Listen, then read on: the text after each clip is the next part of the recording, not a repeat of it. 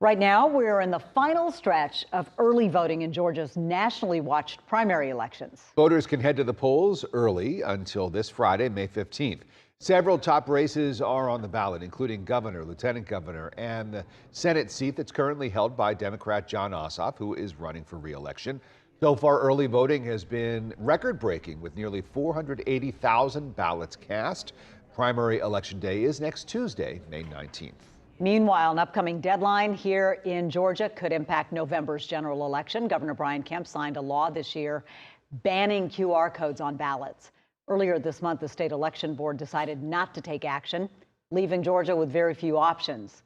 The governor can call state lawmakers back for a special session to decide a new voting method. Otherwise, Georgia is forced to revert to paper ballots.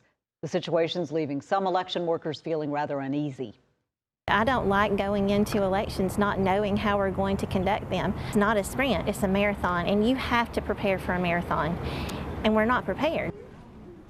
There's also a chance for a judge to step in, but that would need to be triggered by legal action, such as a lawsuit.